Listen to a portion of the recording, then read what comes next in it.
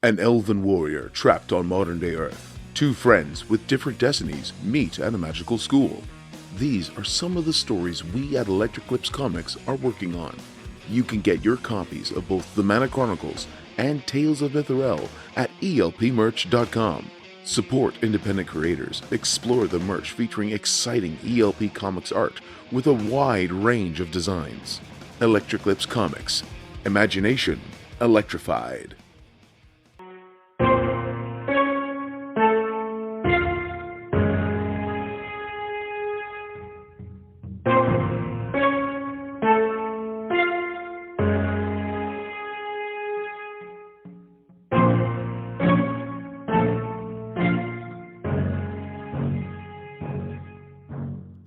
Welcome to the Mostly Pottered at Night. Mostly, I am Salem, joined by my co-host Graveyard. Hello.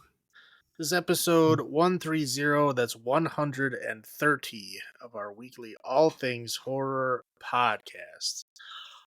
This week we look at how the same story was adapted three different ways in three different decades, all containing blockbuster stars of their respective eras, and all deviating ever so slightly in their own unique ways. These are the films officially adapted from the original I Am Legend book by Richard Matheson. There's obviously a lot of other books that are inspired by, but these are the ones that are officially, like they have them listed in the credits as being, whatever, based on. Got permission, unlike, Nosferatu. Correct. And those three movies are The Last Man on Earth, 1964 with Vincent Price, The Omega Man, 1971 with Charlton Heston, and I Am Legend with Will Smith from 2007. Now, Last Man on Earth and The Omega Man are, I guess, technically only 7 years apart. But it does not feel like 7 years. it feels like a lot longer than that because they are very, very different. But I guess we will see in the future here. Okay, but I will start in on The Last Man on Earth, which I would argue is probably the most true to the book. I mean, it doesn't really deviate much. The story is pretty the same. Yeah, there's minute things of like how the dog acts. It's one of the minor things that changes, but yeah, I mean, again, it's translating something from book to film. I mean, it basically does. I mean, like, all of his narrating is done in his head, which is, odd for this time period, but that's how the book was, because he had no one to talk to. So, oh, and it works for Vincent Price. That's spoiler alert.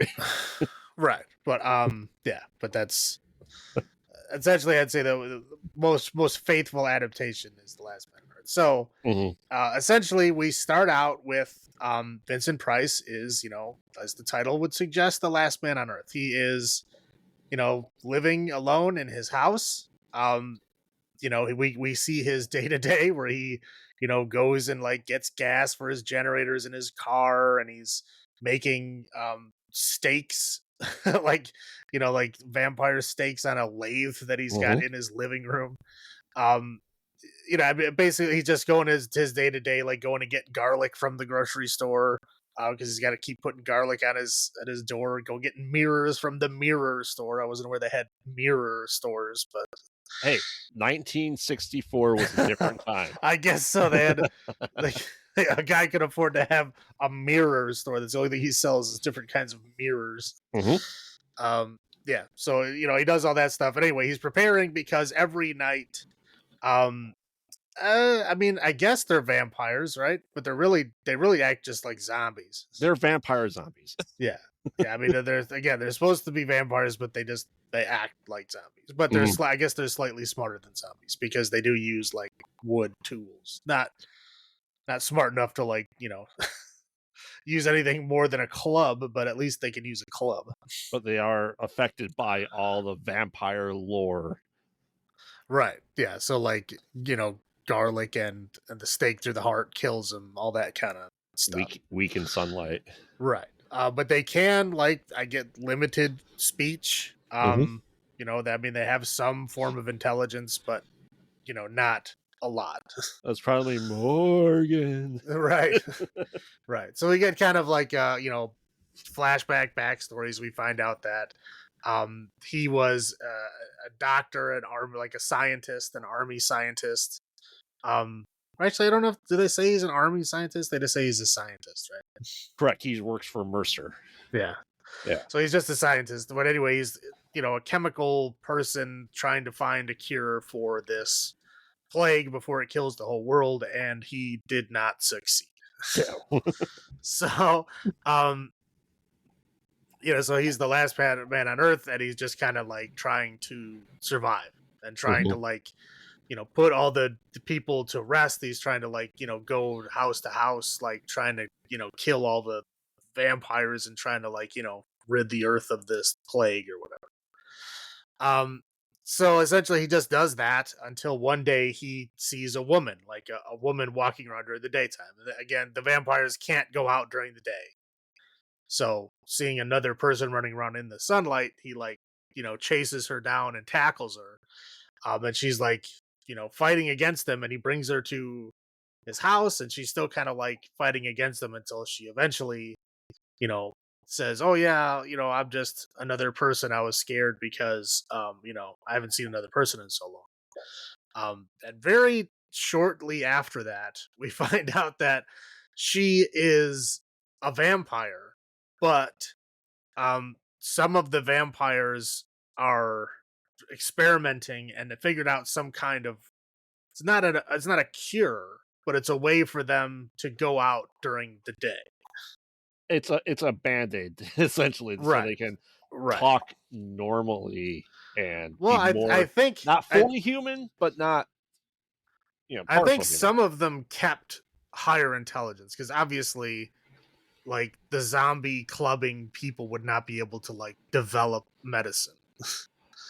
Right, and he does mention that when he's driving around that there's the weaker ones are laying in the middle of the street, so there are definitely different levels of disease. So these are ones that I'm guessing were just hiding from him and working in secret, and they came up with this medicine, and it lets her walk around during the day, and her job was essentially to get her to bring him home so they could know where he was and that they were going to like attack him.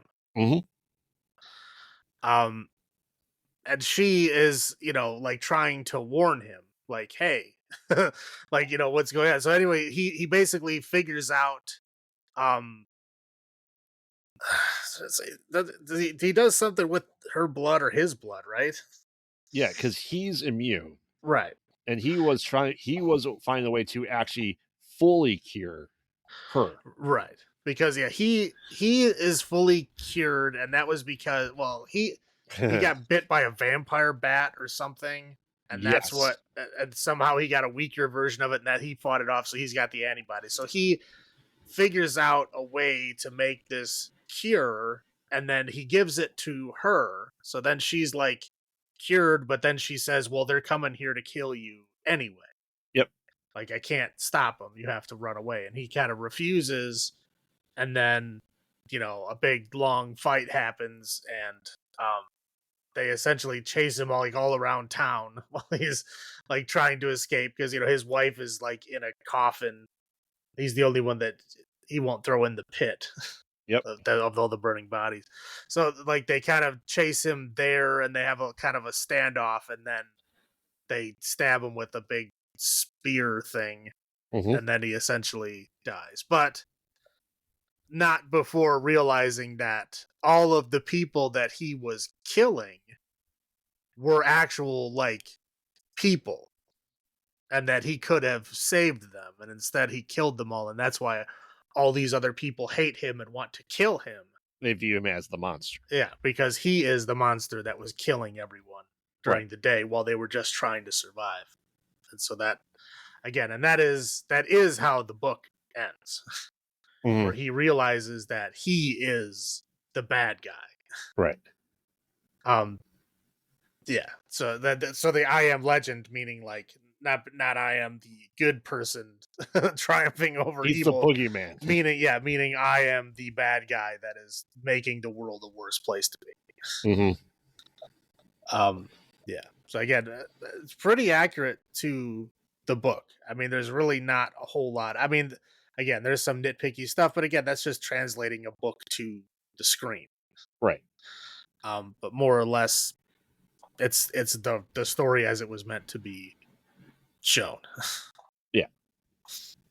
And that's about it. Anything else you want to? No, I mean, let's face it. There's not a lot of stuff that happens, I'd say, in the first 2/3 of each movie. No, like I said, it's basically following him around for his day-to-day stuff is like the first, I don't know, 45 minutes Right. of the film. Mm-hmm.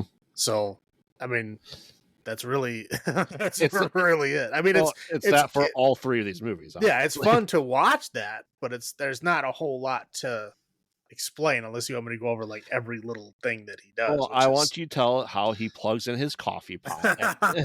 Yeah, I would say there's a lot of stuff like he gets like he goes to lathe some wood and then he's just like, oh, what does it matter? Because he's very dramatic. Oh yes, he's Vincent Price. Yeah, so like stuff like that. Again, it's like back and forth. Like obviously he's struggling being the last person on Earth. So when he sees the dog and he's like, oh my god, a dog! He chases the dog all over the place, and then like he finally brings the dog in, and the dog is dead. Yep, and he's very upset. Yes, rightfully so. Yeah. But no, you're right. Like I said, it's these synopses are going to be short just because, like I said, it is the same movie three times. Right, and like I said, the story itself is pretty basic. As a book, there's a lot of explanations and talking, and we get flashbacks of like Vincent Price treating his wife like a typical early '60s housewife. You go down and read the newspaper. Let me put on my coat, robe. Yeah, my house coat. Yeah. I'm dying of the plague. You go read your newspaper and I'll make you breakfast. Like, really? Like, thanks, dear. Yeah. I really want you to let her sleep, dude. And the daughter is sick and he's like, don't call the doctor. Again, you can't expect her not to do that. But anyway, it's not really adding anything overall to the story. But no, it's just trying to humanize him. Right. Yeah. So do you even recall the first time you watched this? Because I don't. I don't know. I don't know. I mean, honestly, I don't remember. I'm pretty sure I saw the Omega Man before I saw this one. But I honestly, I have no idea. It was a long time ago. Yeah, like I said, this was probably me getting my hands on every Vincent Price movie I could and watching it back. I'd say the 90s. See, that's it. Yeah, that's what I did with Charlton Heston. I watched like all the Charlton Heston movies around the same time. I don't think I even found out that like Last Man on Earth was the same story as the Omega Man until years later when I finally watched it. For me, it was because The Simpsons, when the Treehouse of Horrors was the Homer Man, and it was like this is. I was watching it. I'm like, growing up, I'm like, this seems like The Last Man on Earth, but it's not. And then it took me a while to figure out that the Omega Man was this, and is actually based off of that with the the skin lesions in the eyes. Yeah, I remember I read the book a long time ago. There was like this list that I had. It was like the most famous science fiction horror stories you should read. Yeah, whatever, one of those kind of lists, and it was on the list that I read it. This was like back in high school, and I read it then. I had no idea that the Omega Man was based on it. I really didn't, because unless you know it, you can't really tell. The Last Man on Earth, I did know that it was based on it, and it's like I said, it's pretty accurate to the book. Right. And that was definitely before I Am Legend came. Yeah, I never read the book, but like I said, I know the story kind of inside out from this, but on the rewatch, it said it probably had been 25 years since I watched this. you know. But no, it's I think for it being what it is, I think it holds up really well. As you said, it's from what you talk about and what I see in the book and what people are saying online, that there's like such minute differences that doesn't matter from the book to the movie. Right. Well, I mean, yeah, it's odd for, I mean, rare, I guess, for the '60s to have something like that, like just book accurate like that. Right. I mean, you don't usually get that at all. But right, and that's why we usually get remakes, is because like, oh, everyone's like, this is more accurate to the book, and I'd argue that they get less accurate as they go on. right. So, do you want to do your highlights first? Sure. Okay. I mean, Vincent Price. I mean, obviously the movie is like all Vincent Price, so he carried it pretty well on his shoulders. Again, I thought the internal monologue was pretty interesting. They don't really do that much. I mean, they might do that for like an intro to a movie, but they never like keep going with it. Which I thought was fun. And again, it's book accurate, so there you go. That's it. That's it. That's it. Yeah, I mean, I agree. Vincent Price, this is where he thrives at stuff like this too, right? He is able to carry it fairly well, and that's why as you said, at the top of this, it's blockbuster stars, and he was the star of horror movies in this era, and they used him well. He was like, one of the only stars. Yeah. I think it's interesting that they talk about this being essentially carried on the wind, but they're also calling it germs. So it's essentially vampire germs, which is also, yeah, all of the movies go back and forth calling it bacteria or a virus. And it's like two different things. Yeah, those are two very different things. They're treated two very different ways. Like, you guys gotta like lock this shit down. Yes. And this felt like it could have been a Twilight Zone episode. And I liked it for that. So, I like that. I think it's funny with like, essentially when he attacks some of them with garlic, like he flat out attacks them. I thought that was funny. I laughed at that. Well, yeah. Again, I don't really. There's discussions to have later. But. Yes. And it depends on how you look at it, right? So you'd say, "Oh, this is a bad ending for our protagonist," but in comparison to everyone else there, like, he was the monster. He was, he had the kid crying at the end. It's like, it's okay. The bad man is dead. And it's just, I think it's rare for us to be following someone for that long and find out that he's kind of the villain. Well, I mean, he's not doing it to be a villain. No, he's not. But I just thought it was interesting. I also like that he was like, meticulously going through sections of the city and clearing stuff out to protect himself. That way there's less and less and less. So for being essentially 3 years since it happened, is doing decent for himself and not going completely mad. So I think he pulls that off. Well, for 3 years, sure. Yeah. He's not doing well after 3. I'd hate to see him after 10. Right. I'll roll into my low points. Grow garlic, you idiot. Well, yeah. I told you that a couple days ago. I'm like, that's gonna be on there. Like, he's like, oh, I'm running out of garlic. Grow it. It's not hard. Yeah, just plant it. Like, if it keeps them away from your house, just plant it. Let it overgrow around your house. Yeah, it's garlic is the seed. You plant it. You're done. You don't worry about it, like, losing its potency after 3 years sitting in the fridge. Like, come on. And even then, have you ever let garlic sit out? It will grow.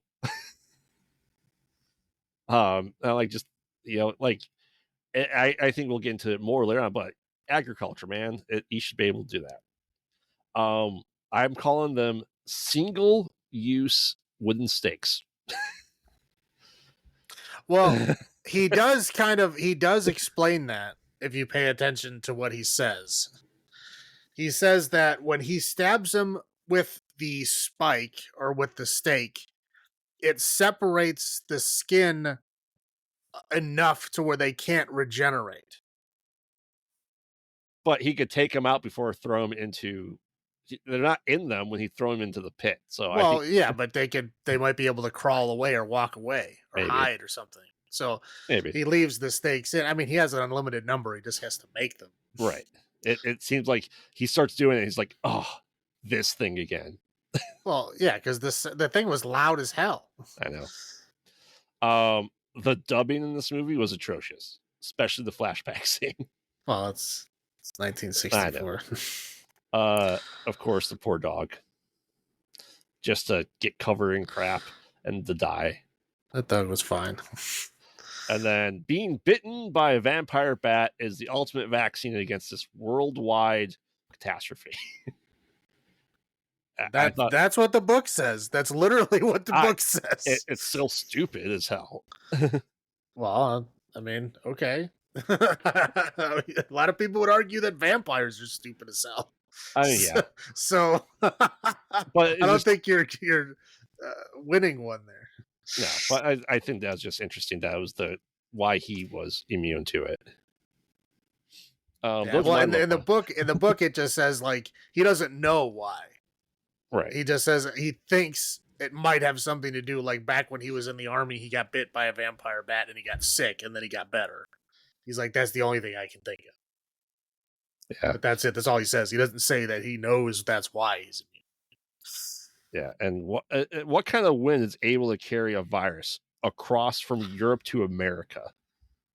Usually wind does not blow that way. I mean, it's called a boat or it's called a plane. Yeah, I guess. It's 1964. It's not the 1800s. Yeah. That's all I got from low points. How about you? What is the garlic in the mirrors doing? Well, the garlic is supposed to repel them, and the vampires don't show up in mirrors, therefore they don't like them. Right. Well, I'm saying like he has to keep replacing the mirrors because they keep breaking them. Mm-hmm. Okay, so it's literally doing nothing. You're just pissing him off. And two, the guy that's beating on his window every night is standing like 2 feet away from the garlic. Yes. Obviously, it doesn't bother him that much. Like, why don't you just like move? Why don't you just go somewhere else where they don't know where you are? Mm-hmm. And like, I don't understand what the garlic and the mirror is doing. Like, it's completely pointless. I think in his head, this is what he thinks vampires are afraid of because, his brother-in-law or brother-in-law, right? The guy he was working, is like, they're vampires. Therefore, well, no, I mean, he knows that they're allergic to garlic because he does it to the woman. Right. Because when she was just out with their drug that lets them walk in the air, she was still like terrified of garlic or it hurt or whatever. She was like going, oh. Yeah. And then like after he gave her the cure, she was fine. So there is an actual repellent of garlic, but like it literally has to be touching you. Yep. So like if it has to be touching you, like putting it on your door, like you can still grab the door handle and open it. Mm-hmm. Like I don't understand what it was doing. Like why are you wasting your time doing all this shit? It's literally doing nothing. Like if it was keeping them away, like 10 feet away, like okay, at least that's something. Like the dude was standing less than 2 feet away. Oh, he visits his house every night and bangs on his house. And he was standing less than 2 feet away from the garlic. Like, dude, it ain't working. Get something else. And then like, dude, he was like single-handedly like manhandling like 10 of them at the same time. Mm-hmm. It's like, how are these dangerous? Like, what are you afraid of? Just like when they show up to your house, go outside and literally like beat them to death with a crowbar. And then you're done for the night. Yeah. Eventually they'll learn to stop coming by your house. You know what I mean? I don't understand what the point of, they're so weak. He was just like literally stiff arming them and they were flipping over. Yeah. Anyway, and then his poor wife and that child could not act to save their fucking lives. No. So yeah, I mean, well, the wife, she was okay, but she was like so 60s housewife, it hurt. And the child was like, I'm sick. I'm gonna strangle this kid. But yeah, they were terrible. Yes. But yeah, that's all I got. Okay. So what are Olives this episode? Blood vials. Because there's blood vials in all these movies. Yes. Do you want me to go first? Sure. Okay. Like I said, I enjoy this movie. I mean, is it definitely a product of the 60s? Yes, it is. But still a classic, and I think a quintessential, like, I don't know, early pandemic movie that I can recall. I don't remember many before this. That weren't plague, obviously, right? But set in the 60s. And it's we're looking at 60 years later, essentially now. I think it holds up pretty well, but there is definitely some issues with it. But I will still give it 7 blood vials out of 10. How about you? Yeah. Oh, almost there. I'd give it 6.5. 6.5 blood vials out of 10. It's fun, but not one I want to rewatch often. I mean, you have to see it at least once. But Yeah. Yeah. Yeah, it's not a bad movie. No. My number lock was on there, so it was just like moving stuff around. Okay, so now this is the culture shock here, because we only move forward 7 years. Mm-hmm. 7 years. This is 64 to 71. And this movie feels like it's like 30 years later. I mean, Last Man on Earth is in black and white. Omega Man is in color. I mean, it is mind blowing. I mean, it is mind blowing, just the difference in culture and presentation. Obviously, the color is different. But yeah, for 7 years, it feels a hell of a lot different than that. Yes. Yeah. So like I said, essentially it's the same movie. This time we get Charlton Heston. He's essentially living in a penthouse now. Multiple floors up. Which is, smarter, because they have a lot way harder ways to get to you. And we're kind of going through his same stuff of him going around and his day-to-day life. He sells the generator. He goes and watches. Poor guy has to watch Woodstock the movie, enough times that he knows it line by line. Yeah, and he's just kind of going there, and we realize that he gets back to his house, and he kind of does the same thing, but this time they're like albino mutants is the best way to describe it, right? Well, With yeah, skin lesions and really bad contact lenses, but full vocabulary, and they wear sunglasses. right. Yeah, and that's kind of where he's at. And I think the kind of first time him coming home, as it's getting a little bit late, is they attack him, start throwing Molotov cocktails at him. He gets able to kill him. He has nice machine guns or I'm sure their actual gun, but he's able to mow them down. Well, again, for having access to like armories and shit, he picks some really shit guns. I'll just say that. That's fair. But we kind of get his backstory is he is an army scientist or armed forces scientist. And it is also kind of the same story of it going around there and people dying, but I feel like it kind of happens pretty fast in this movie that they get turned or die in comparison. It's like accelerated. Yeah, well, it seems like 95% of the world just like dies like within minutes, because he said Right. like the symptoms, like he was showing New York City or whatever city it is, maybe it's New York still, and like, oh, it starts with a cough, there's a group of people coughing, and then it's just like keel over immediately. Well, yeah, they said it like you feel it, like it hits you immediately, and then you start suffocating, and then you go unconscious. Mm-hmm. And then very shortly afterwards you die. So it's like you're down and out like within minutes of like finally being actually sick. And then I think you like totally die soon afterwards, but you get knocked unconscious way before that. Yeah. Yeah, but he's immune because he gives himself the experimental vaccination to this. So After he was surviving a helicopter crash. pretty damn well. Not just a crash, an explosion. Yeah. And he's like unscathed. His pants were torn, sir. Yeah, yeah. But essentially, it's the family is like they almost look like Doctor Strangelove, what the leader does essentially with the hairstyle. But it's everyone is just ash white and everyone's sunglasses, nice 70s sunglasses.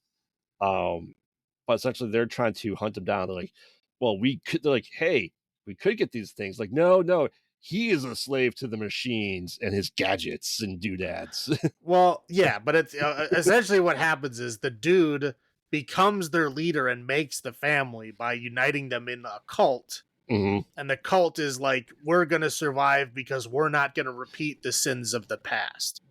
Right. And that includes using science and knowledge of the past. They're going to like wipe all that away. They're going to become Luddites and destroy all the machines.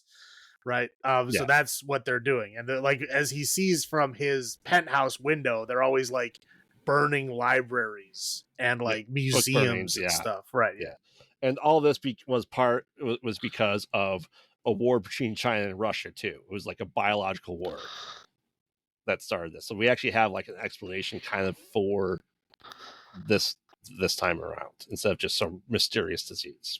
Yeah, it's a loose thing. Yes. Right? Yeah, I mean, well, none of these movies. Well, I should say I take that back. The last one does tell you where it comes from, but the first two here do not really tell you where it comes from at all. Yeah, they just say it's because of that. Right. But essentially, so he's kind of going day to day. He's holding off. He's shooting them left and right, but they still want to kill him because he is, quote, the last man. That they just need to get rid of him. And he does go out to shopping, and if there's just a woman pretending to be a mannequin there. Right. It's like extremely obvious. She's like trembling and stuff. It's like, okay. Do you honestly think that you're going to pretend to be a mannequin? Come on. And yeah. And then she's like, he eventually takes her out. But yeah, he doesn't see her right away though, right? No. Well, she runs away, but eventually she runs away and she gets away, and then he gets captured by them because he stays out too late trying to find her. Right. So they capture him and then are going to execute him in a baseball field. Yeah. And then he gets saved by her and her friend because they turn on the lights in the baseball stadium and all the people because they can't stand light. So they all scatter and run away. Right. So there's other people alive. It's essentially a couple of guys, maybe 9 children.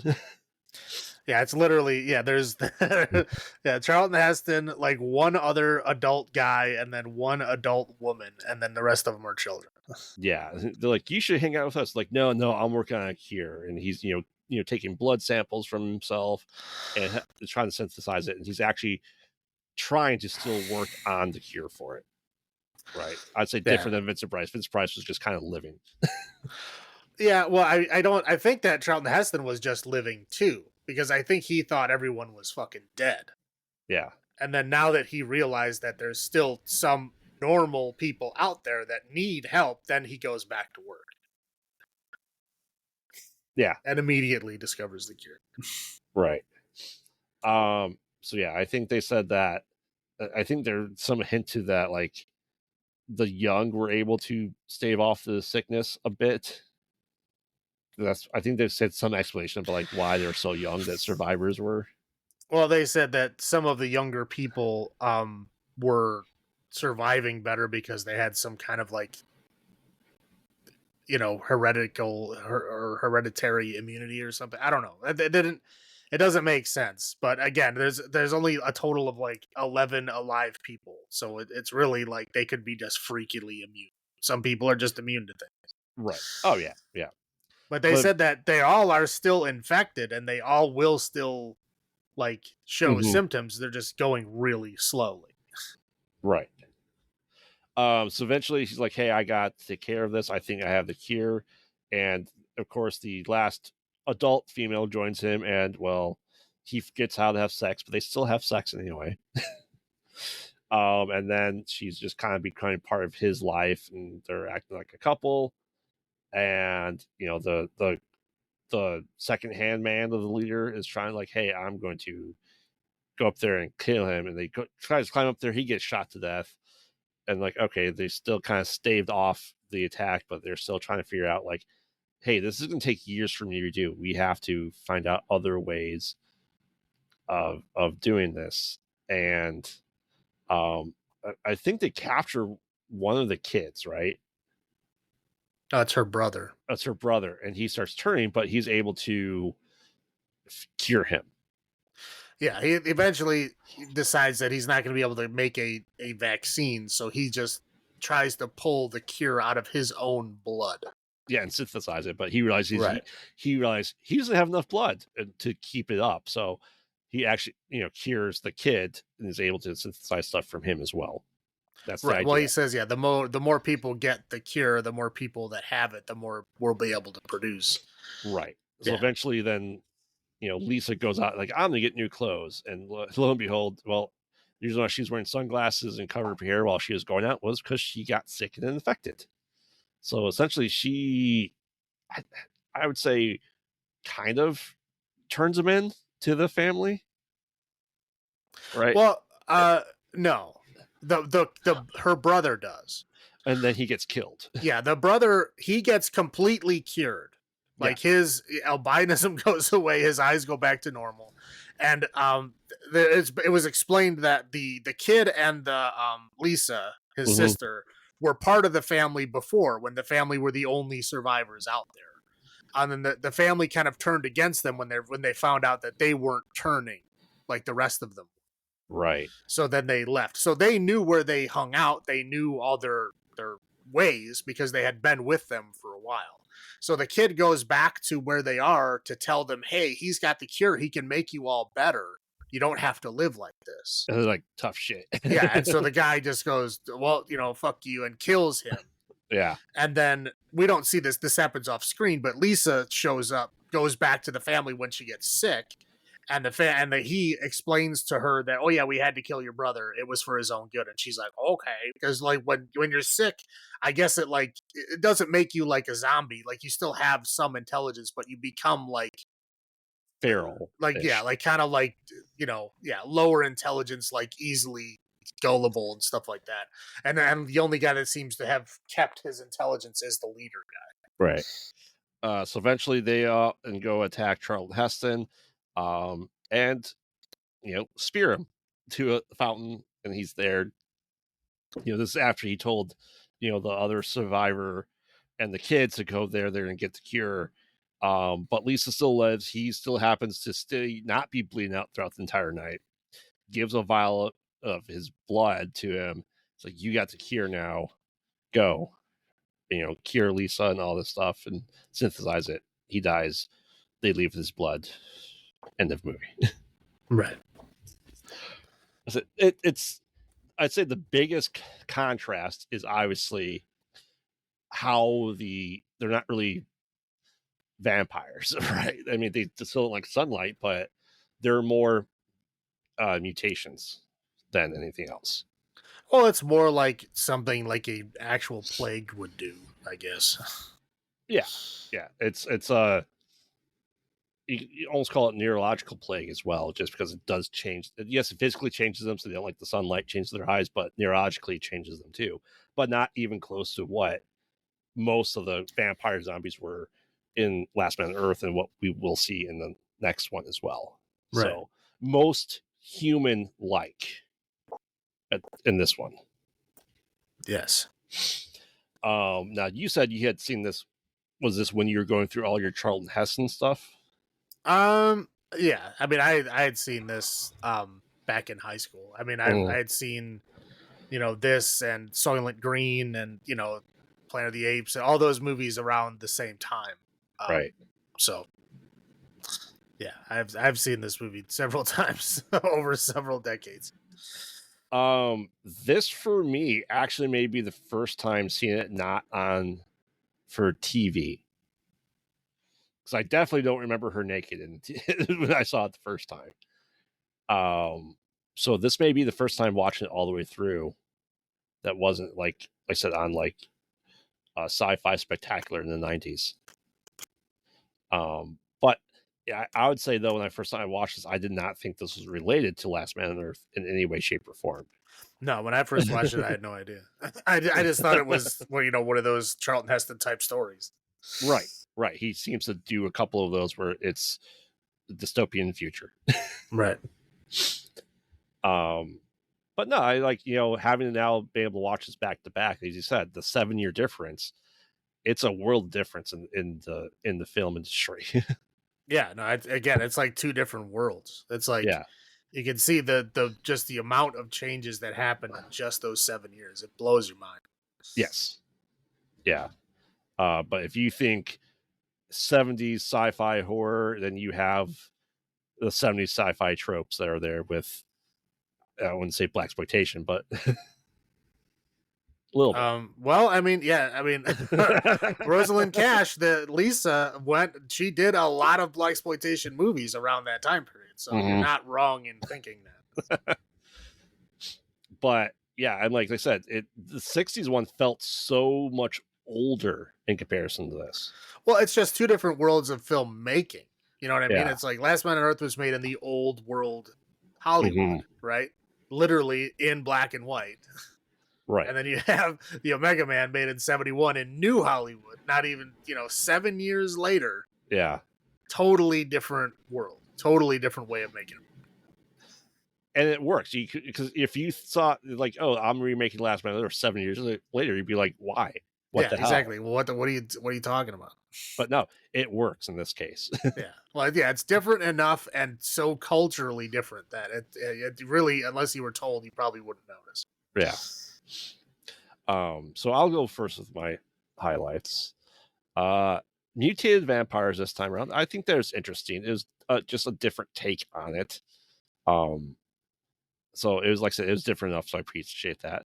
Obviously, Charlton Heston, he did fantastic in this. He was every character he plays in this time period, but it wasn't even in comparison to Vincent Price. They seem like two different characters. Well, they're named differently. Well, yes, that's one of the differences in the Last Man on Earth, that his last name was different. Yeah, his name was like Morgan. Robert Morgan instead of Robert Neville. Yeah. But it stays Neville, in this one and the next one. Mm-hmm. Potentially a bad ending of this movie too. We don't know. Well, I mean, at least there's some survivors. A little bit more, yeah. Yeah.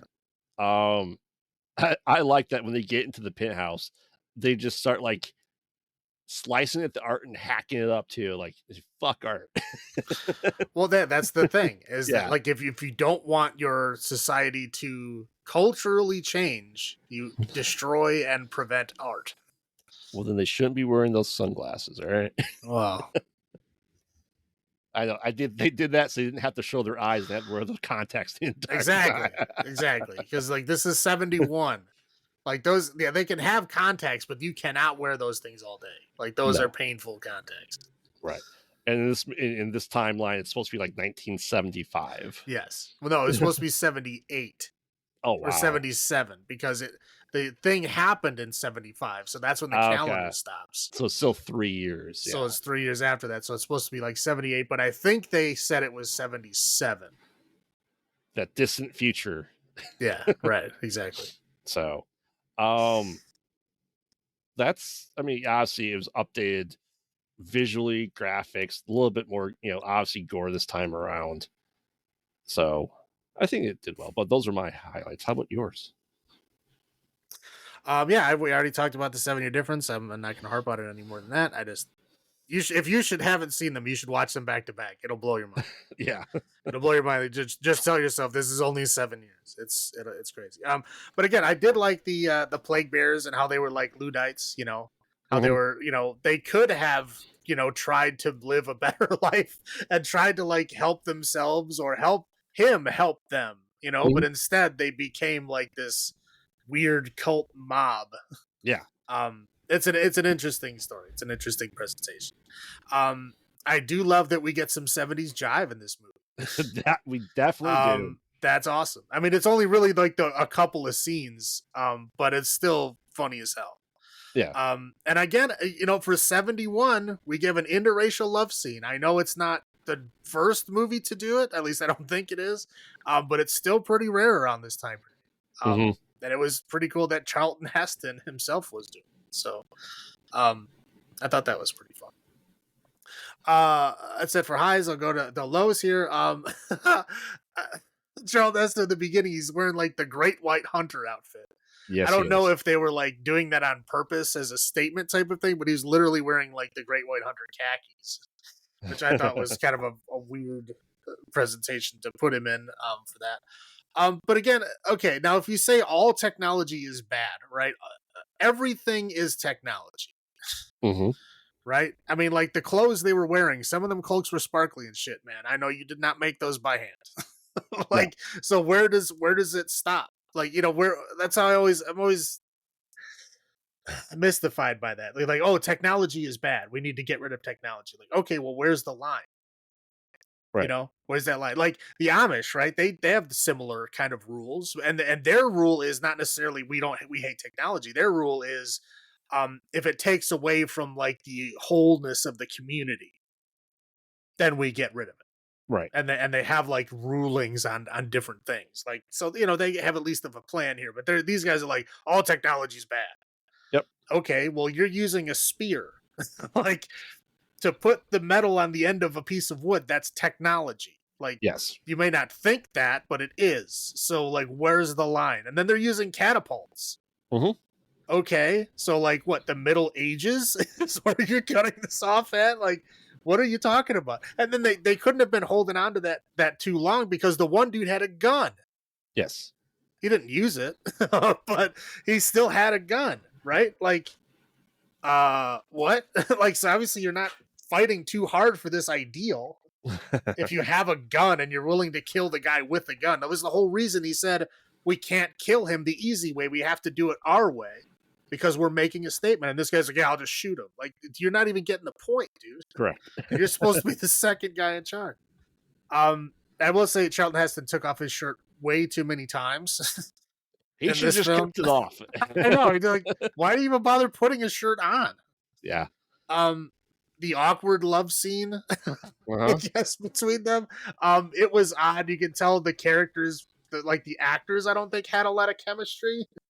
No. But it was interesting, I guess. But yeah, there's a lot of things here. I'll say this, like, okay, yeah, he lives on the 4th floor of the building, right?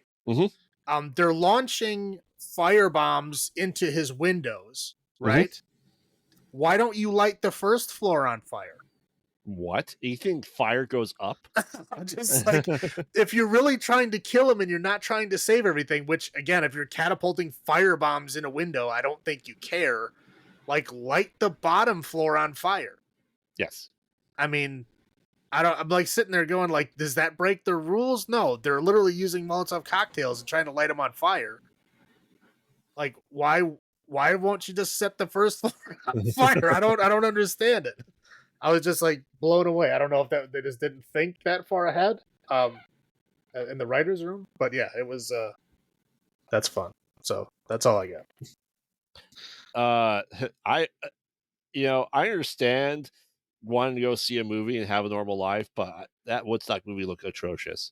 I would not want to sit there and watch it every day or however many times you watch it. Well, you're not into the hippie counterculture movement or the music. So yes, to you, that would be very uninteresting. To people in 1971, Woodstock had just happened 2 years prior to that. Yeah. So yeah, they're still going to be into that. Lots of people. I mean, fucking people are still into that shit. Yeah. All right. I know this is the 70s, but we talk about this a lot. The music does not fit this movie in the slightest. It fits if you know, okay, for 71 it fits because you're trying to put in that like funk jazz, you know, cultural music of the time. That does fit. in the tone of the movie, it does not. I don't think, but well, it depends on the scene, but yeah. most of the time, no. The dude is in the helicopter, essentially passes out, like does this weird grab around the helicopter controls, crashes to the point of explosion, and he just gets up. Like that's absurd. Like, yes, he has some blood in his arm and his pants, but like the helicopter you in fucking exploded. Maybe he just waited till it was really close to the ground and then jumped out. But he was passed out, so I don't think he did that. You can't inject a vaccine in your leg if you're passed out, dude. He wasn't passed out. That's fair. I like that. He's like, for the while, he's like, I won't cure them. I don't like them. Like, right. Yeah, he was on it. He was straight up about that. He's like, fuck them. Right. Like, wow. He has the ability to do it. He's like, no. Well, to be fair, like later on he softened. He was like, all right, well, maybe after we heal every one of you guys, maybe then I'll see if they want some. Yeah, but before there's like, no, they're yeah. He's like, fuck that. They're vermin. Okay, dude, if you've been like, you're literally trying to save the world, right? Mm-hmm. And you're watching these assholes burn down fucking libraries and museums and places that are like culturally significant and like contain the history of humanity, I would be pissed too. I mean, that's fair. I'd be like, if you burn down a fucking library, you can fucking die in the street. I would not piss on you if you were on fire. Yeah. Like, but he should figure out a way. Yeah, I understand his feelings. Figure out a way to like put it in like a dart and just blow dart the tranquilizer with the cure.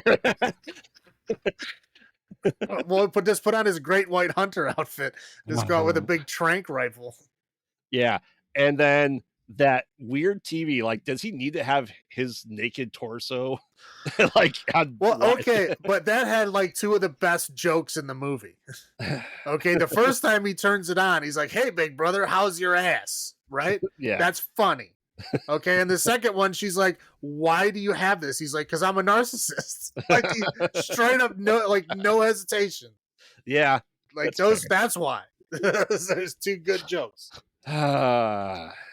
How much gas do you think is required to generate the entire 4th floor and fountain outside?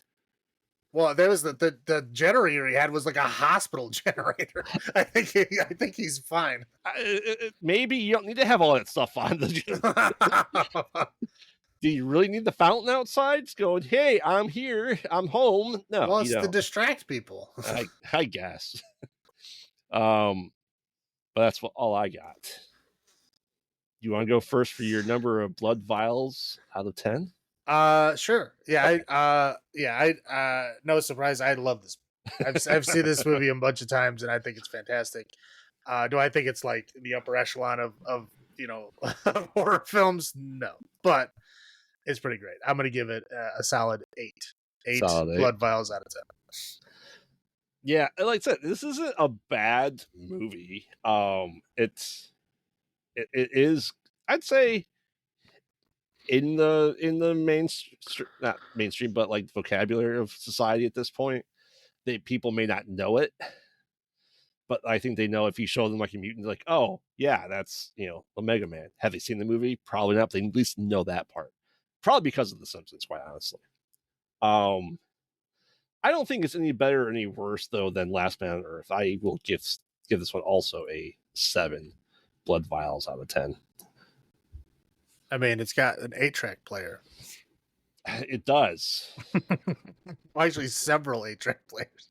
There's a shit ton of them, yes. And a lot of J and B. Like, okay, if I could drink whatever I wanted from an entire city, I don't think I'd be drinking J and B.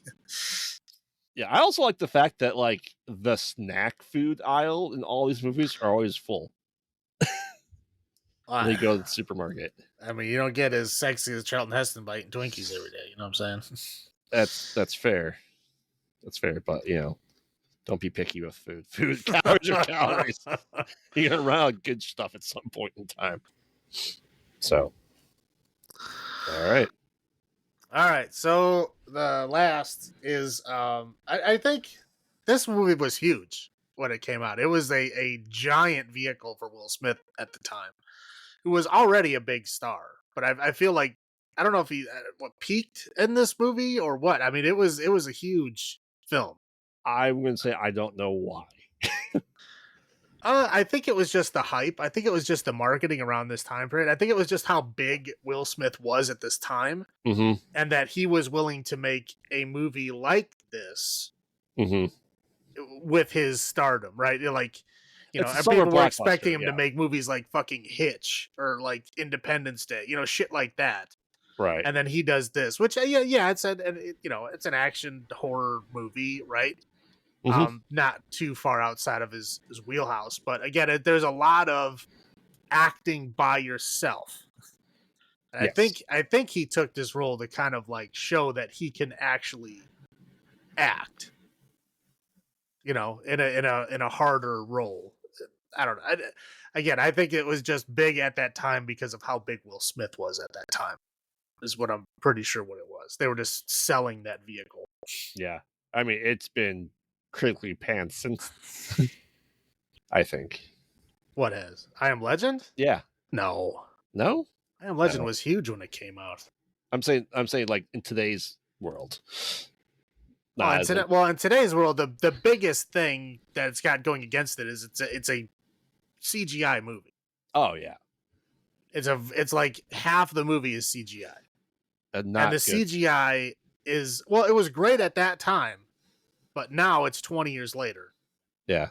And you can see every piece of CGI in the film. Mm-hmm. Back then, like, they thought this is great, nobody will ever be able to tell, and then 20 years later, everybody knows. So it doesn't hold up. It's a movie that was great when it came out. It did not hold up well because CGI made huge leaps and bounds in a very short amount of time after that. So it, watching it now, it's like, what the fuck? What happened?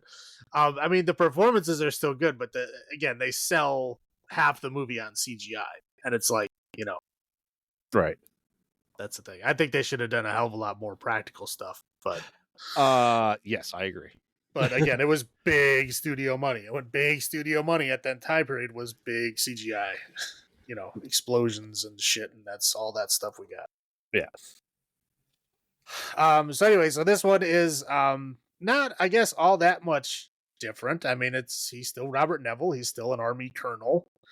He's still trying to develop the cure. This time we get a full explanation of what the virus is. So we're a doctor. It's funny because she's describing CRISPR before CRISPR was CRISPR. Yes. So it's essentially she uses CRISPR to try to cure cancer, and CRISPR ends up backfiring and becoming this virus that literally turns people. Well, he said it kills 95%. Or no, he said it killed 90% or 95%. I think he said 90%. He said it killed 90% of the world immediately. Yep.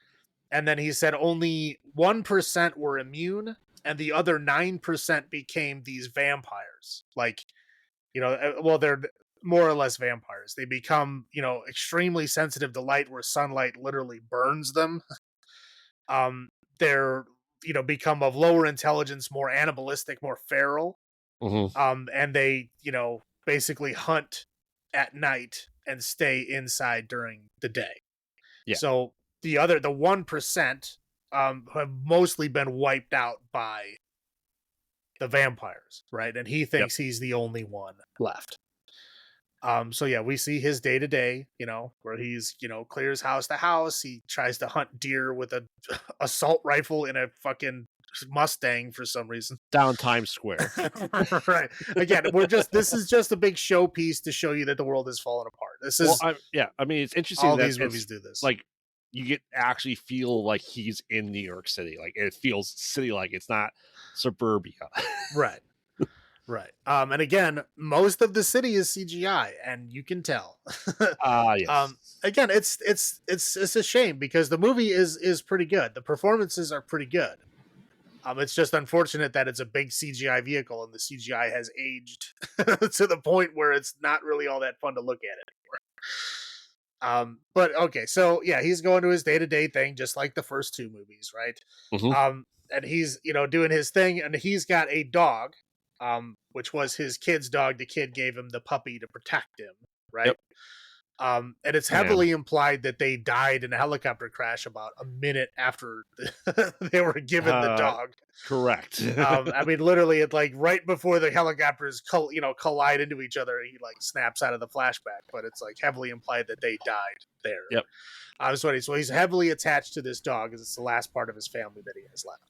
And essentially, he is still running trial. He's still developing vaccines and still running trials. He finds one drug that cures a mouse or rat, whatever. And then he captures a vampire to test on that. And it, in the process of doing that, like one of these vampires like tries to chase him out of the building, but can't. And he's like, he sees it as they've fully devolved. Like they don't even give a shit about the sun anymore. They're just all about killing. So he thinks that their social ability has completely degraded. In reality, this is where Zack Snyder got his idea for the zombie wife and husband. Well, in reality, what's happening is they're adapting. Yes. Right. And evolving and starting to show pack instinct and, mating instinct, which is what happens. Yes. The original version of the film doesn't really show you that. I mean, I guess you can kind of imply it or infer it, right? Well, they cut it because then the alternate ending would make more sense with it there. Well, yeah, but I'm just saying, like, the alternate ending makes sense for the whole film. Yes. Otherwise, it's just kind of like you have to infer that's what's happening because it's not shown to you. Anyway, so he captures one of them, does testing on it, and he thinks that it dies, so he brings it, he injects more virus into it to bring it back. I don't know what happens there. Anyway, so he goes out and he had set up like a bunch of mannequins for him to like talk to pretend to be normal, and one of those mannequins is moved to like a different location. So he kind of panics and goes to check it out, and he gets trapped in the same trap that he set up to catch the vampire. He gets caught in the same trap. And he gets knocked out until like night. Right. Yeah. So he gets knocked out. He barely makes it back to his car. And then his dog gets bitten by another vampire dog. Yep. So he tries to give the dog the cure that cured the mouse. But he basically figures out that his dog is becoming a vampire dog and he has to kill it. Yep. Very sad. Poor Sam. Yeah. So at that point, he just kind of like loses it because that's basically the only link he had to his family is gone. So he goes out to like kill vampires. Yep. So he like goes out, he's like running him over with his truck and shit. And then he's about to like get killed. And then somebody saves him. It's a woman and a child save him. With and then huge he gets bright lights. Yeah. He gets like knocked out and he wakes up the next day in his house with this lady and this child, and he has a hard time like talking to them, adapting to them. Well, right? Because they cooked his special bacon. Okay. Yeah. Well, again, dude, if you like, I live alone, right? Yeah. If somebody came into my house and like cooked like drank the fancy rum I have in my cabinet, right? Like, I would be upset. But that's, I know. Yeah, overreacting, yes. But again, he's also been dealing with a lot, and especially he just lost his dog / family the day before. So like, yeah, he's going through some rough shit. Overreaction, absolutely. But, cut him a break. So anyway, they basically realize that they're survivors from some like Red Cross ship, and they're going to this conclave thing in Vermont where supposedly all the survivors are going. And he like freaks out, like there are no survivors, everybody's dead. And so eventually they warm up to each other and they decide that, okay, the next morning, they're going to go try to find this thing in Vermont. Of course, that night they're attacked because the vampires had followed them home the night before because she wasn't careful enough, because the vampires did not know where he lived. Right. but she was not careful enough because he was dead and he dying, and he could only basically like croak out the address, and that was it. Yep. So they get attacked. Like he sets off all his traps and shit. I think the traps did more harm than good. Honestly. Oh, yes. Oh yeah. Because he like blows up all the traps. Yeah, you killed a lot of vampires, but you also like blew open your shutters, blew a big hole in your roof. Like, so that was pretty dumb. Anyway, so big attack. They basically get cornered into his basement lab. And in the original ending, he he basically takes finds the one vampire that he had injected again with the cure, but this time he put her on ice to like try to lower the body temperature to see if it would work better, and it appears to have worked. So he takes the blood from that cured vampire, gives it to her. He locks her in the coal chute and then pulls a pin on a grenade and then blows up himself and everybody else in the basement. Yes. And then the ending is her and the child driving to and finding the conclave in Vermont, and then handing them the blood vial, and then supposedly that's how they're going to find the cure and blah blah, happy ending. Correct. The alternate ending is where we find out that he kidnapped a woman vampire, and the vampire that was like trying to kill him this whole time was like the alpha, like kind of vampire that was like smarter and stronger than the rest of them. Was like his mate. Yep. And she had a butterfly tattoo, and it's the guy he was making a butterfly symbol on the glass, like saying like, I just want her back, Right. Yep. And so basically at the end of it, he realizes that and then gives her back, and then they kind of have like a weird understanding truce, right? Yeah. At that point, he's like, you don't fuck with us and we won't fuck with you, kind of thing. Yep. And then that's basically the alternate ending, which is probably going to be officially canon, considering they're doing a sequel with him in it. Oh, are they? Yeah. Oh no, I did hear about that. Him and Michael B. Jordan. Yes. Yeah, I did hear about that. Yeah, well, it would have to be. Yeah. I mean, I guess they didn't technically show him die, but it would be a hell of a stretch to say, oh yeah, I survived a grenade explosion right next to my face. Hey, if Charlton has to survive exploding helicopter, he survived that. Yeah, again, who knows? It's a sequel that's whatever. I don't know. I mean, is Will Smith even viable at this point? Because the first one was basically sold on Will Smith. Will Smith his stock has dipped quite a bit since then. I don't know if he's going to have the juice to sell a sequel. That remains to be seen. I guess we'll see. Yeah. I mean, I'll watch it. I won't go to the theater to watch it, but I'll probably watch it. Yes. Okay. Anyway, you want me to do my highlights first? Because that's the end of the film. Anything else you want to say before? And I'll throw this out there now. No, I'll say it later. Right. You can go ahead. Okay, so highlights. I thought it was interesting that they were basically describing CRISPR, but it not being CRISPR. I thought that was fun. She specifically says they use the measles virus, which CRISPR is not the measles, but it is another virus. That's essentially what they did. They reprogrammed that virus to do whatever they wanted to do, which is good. Good part was Sam. I thought Sam was a great dog. He was the best dog. She was the best dog. Yes. Full name was Samantha. Bob Marley. I like Bob Marley. The entire soundtrack is Bob Marley, pretty much. Good stuff. The Bob Marley is like when I was like super stressed and on vacation, I would like listen to that song every morning to like de-stress while I was drinking coffee. It helps me relax. And again, it's the whole idea of like, the last man alive, like trying to live his life as if he's not just like alone is interesting, right? Like him going to the video store and then like chatting with mannequins, like to try to have some semblance of normal life is it's interesting, right? It's an interesting concept, and we get that in the other two, but I think they take it a little bit further in this one with the mannequins and the kind of like, mentally collapsing. Yeah. But that's good. But that's all I got for highs. What do you got? Obviously the vampire creatures this were the most animalistic we've seen in any of the movies. Correct. Most far down on that list. So that was interesting. I believe they said that this was essentially he was naturally immune. So it was interesting they didn't have some weird thing to it, right? Yeah, there was no vampire bat story. There was no Yeah. injecting himself from a helicopter crash. No, there was nothing. He just was. Correct. So I like that. That was just because there are people that are naturally immune, and I like that they did that part of it.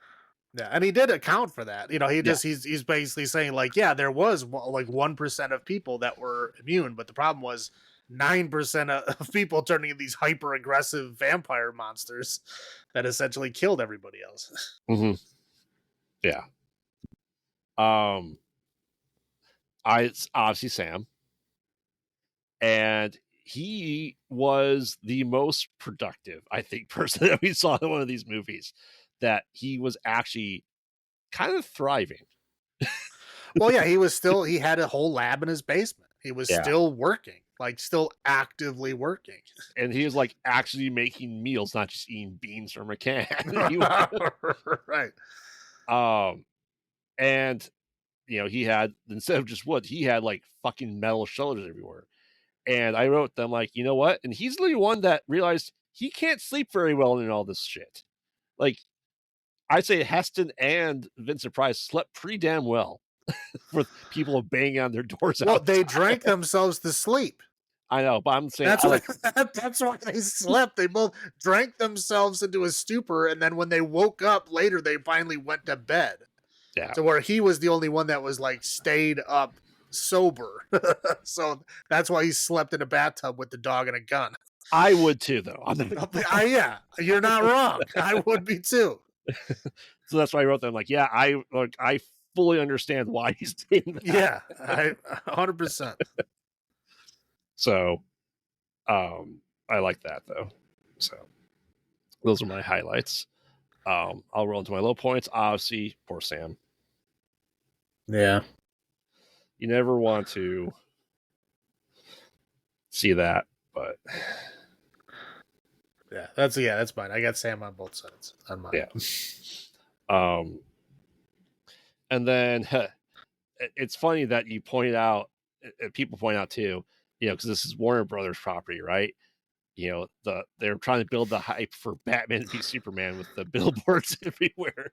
Oh yeah, well, we're gonna talk about that. Not just that, but obviously the CGI is atrocious now. I really feel like they should take a movie like this and like kind of redo it.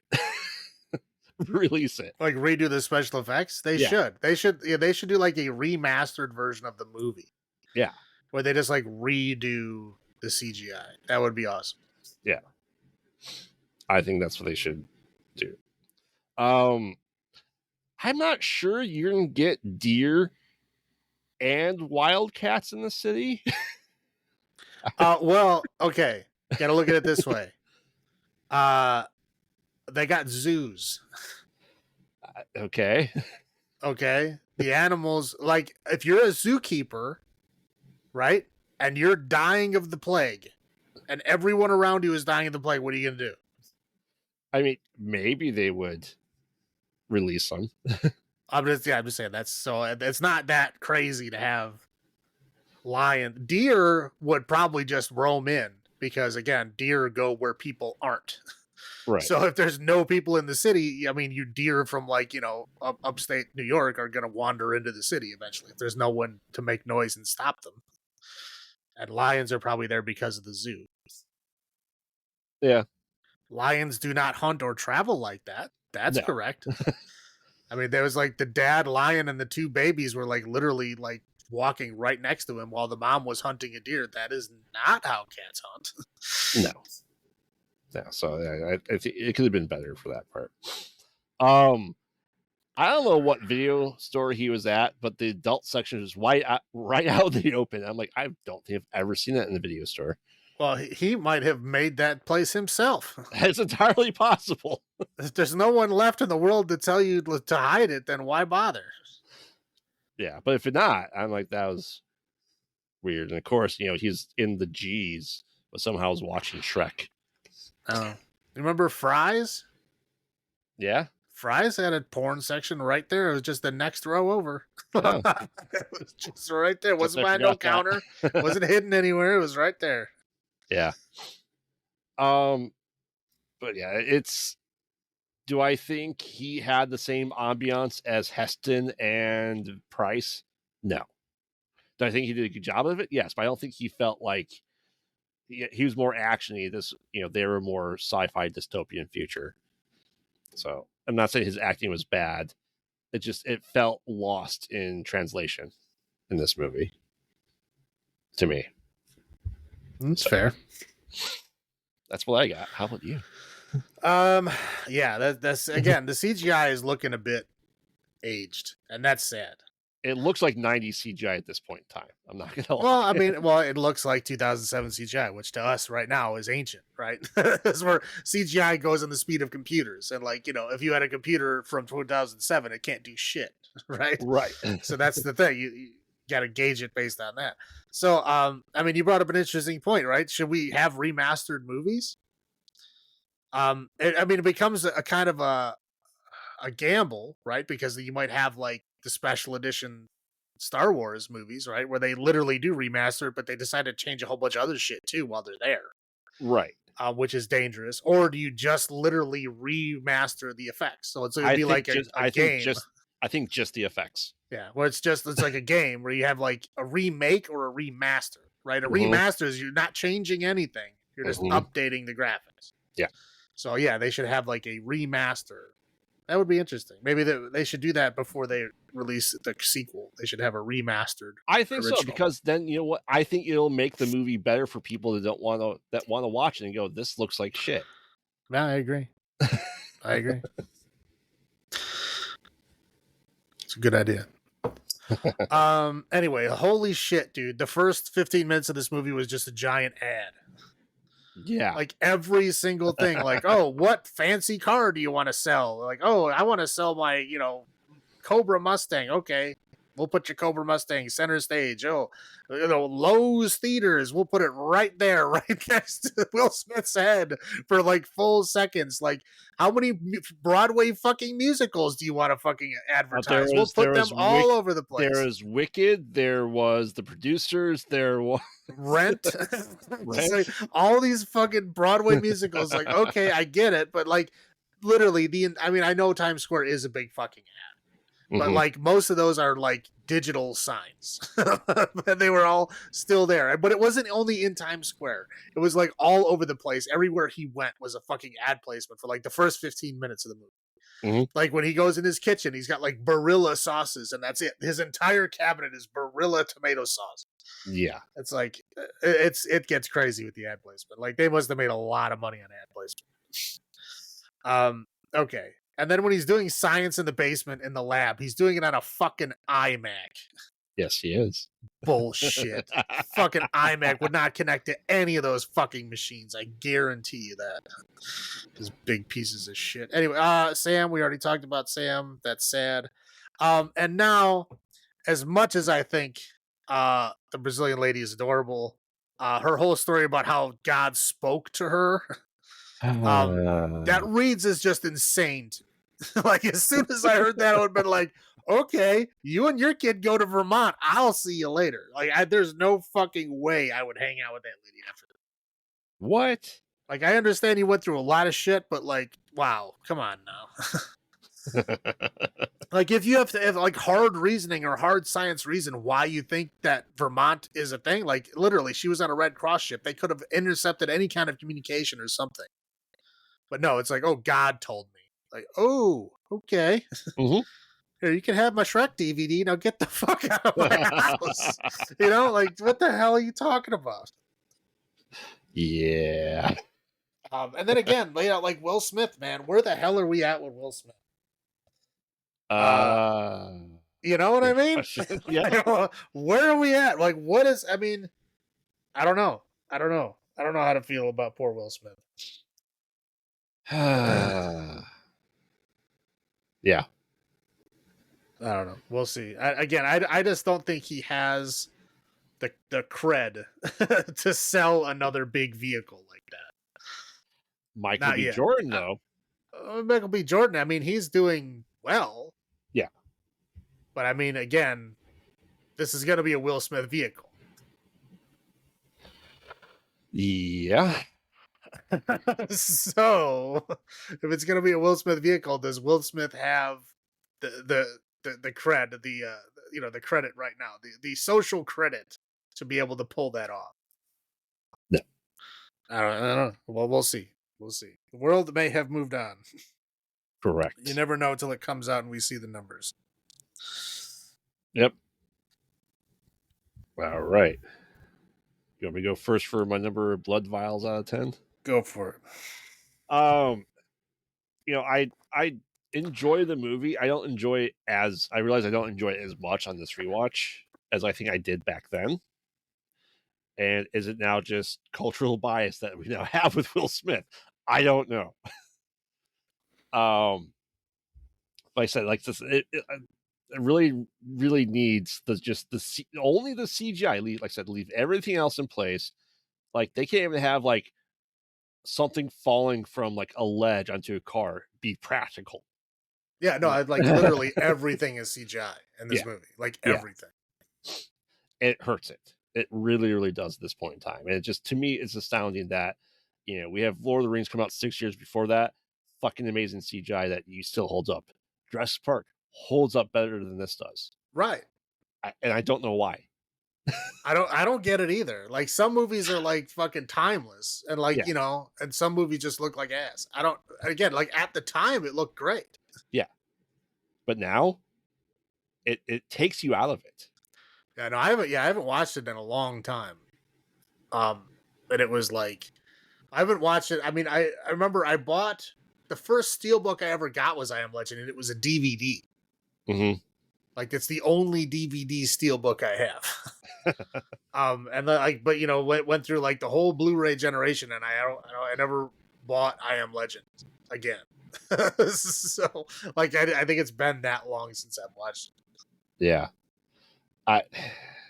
So that's really, how do I rate it now? Do I rate it on the bad CGI? Do I rate it on all these nitpicky things now? Because I said story's good, action's good. It's just you can't look at the movie without going, this looks like garbage. So I will knock it just a little bit for that. I will go to 6.9 blood vials out of 10. I'm interested to see what they do with the sequel. I'm interested to see if they make with what he's doing now, if he will be part of it, whether his death will be canon or not. Don't know. How about you? Yeah, I mean, I think it's a movie that's worth watching. I mean, the remastered thing would be cool. Mm-hmm. I would really like to see that, but I still think the performances are good. I mean, taking out, whatever Will Smith is. I mean, he wasn't that at that time, so I won't hold against him for what that is. But I mean, I don't think it's as good as the Omega Man. I think I like the Omega Man better. But it's not terrible, so I'll give it it's 6.5. 6.5. Okay. Cool. Anything else you want to add in there? I don't think so. Like I said, this is just interesting that we have the same story, like almost beat for beat. And never really call them remakes, because everyone just, it took I Am Legend, this long to actually have the title of the book, which is weird to me. That took 50 some odd years. Well, I Am Legend for the 60s and 70s is too ambiguous of a name. I know the Omega Man is similar, but I think it's, the Omega Man is for a 70s film, that is the perfect title. Right? Because they liked using words like that. But like I Am Legend, I don't think fits in because people wouldn't understand it. You know what I mean? Like, I guess The Last Man on Earth is more accurate to it, but I think they wanted to go for that kind of, 60s type, title. And Last Man on Earth fits that, I think, better than I Am Legend does. I can see that. So, no, I got nothing else to add. How about you? All right, nothing from me. So join us next week as we dip our toes into the Cloverfield universe. So that starts with Cloverfield, goes to 10 Cloverfield Lane, and then we have the Cloverfield Paradox. That's the name of the third one, right? Yeah. I couldn't remember. I didn't even want to look it up. I was just like, I think that's what it is. Yes. But yeah, these films may be barely related to each other by tacked on studio magic, but our episode will be as cohesive as ever. Remember, we watch bad movies so you don't have to. And this has been Graveyard saying, have you checked on the children? Salem saying, long live the new flesh. Good night.